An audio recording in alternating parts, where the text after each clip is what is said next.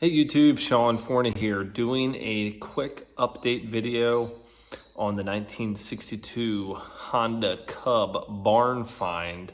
I am slow in the progress because I only work on it a couple nights a week, but it is getting there. It is idling under its own power. Got a whole bunch of parts, just got her polished up. With this particular Cub restoration, I did not want to repaint it. It's got so many cool stickers on it that I just wanted to leave everything kind of the way it was when I found it, but just bring that old paint back to life. So I'm going to do a quick update video on where she stands right now. Make sure you like, subscribe, and feel free to ask any questions below. Stay tuned.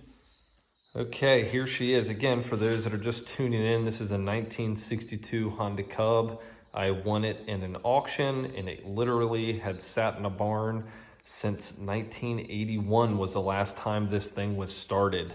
I was able to get it to fire up. I poured some gas into the intake, got her fired up, and I will add a little video of it idling after I do this video, so I'll merge them all together. But again, whenever I bought this thing, it didn't really run. It hadn't started in 40 years.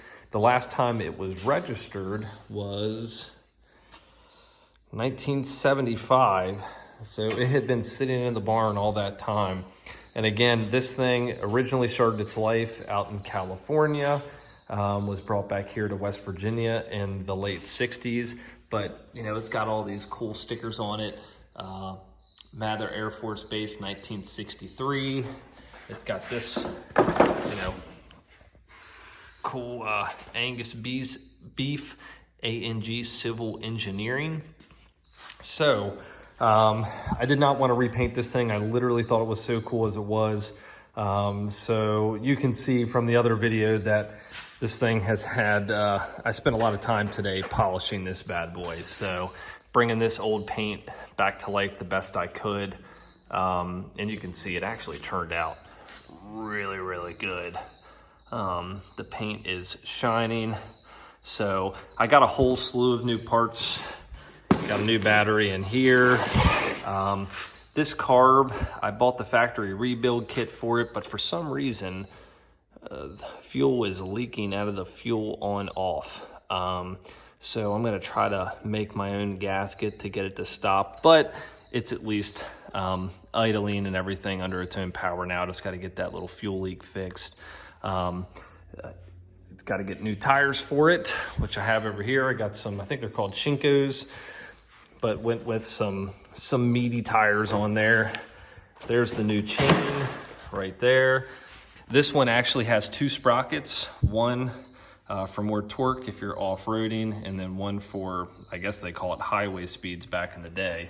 But I pretty much still have it apart. The only thing I've really done to it so far was rebuilt the carb, got it dialed in where it needs to be, replaced the spark plug. I still have to change the oil yet, but I got all the grease off of this old thing. It had, I don't know, 60, I guess it would be 60 years or so of grease built up in there.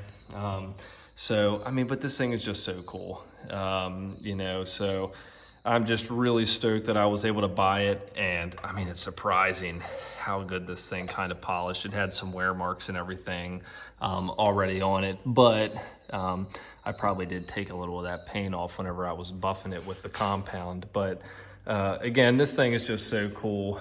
I'm really excited to get it all dialed in, get it drivable. The brakes and everything work. Transmission does shift smooth. So I literally am going to start putting it back together. I'm gonna get the tires put on it tomorrow, get the new chain cut for it. But again, this thing has 2,428 miles on it.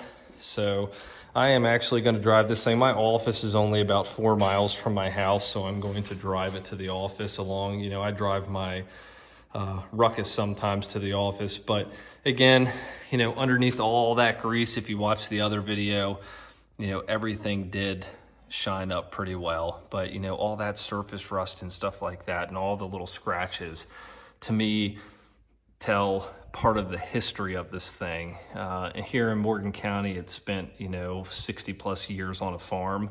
So, a lot of these scratches came from riding on the mountains and things like that. The person that I bought it off of said that he learned how to ride dirt bikes on this thing. So if this thing could talk, I'm sure it would have some pretty cool stories to tell.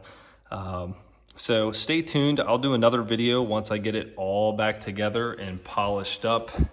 Well, for the most part, everything is polished now as best as it's going to get. Being a 1962 with, a used one.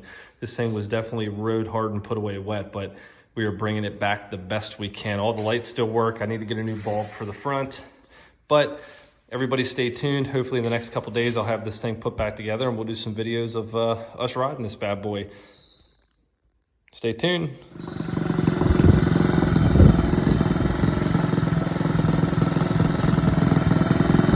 Idling under her own strength.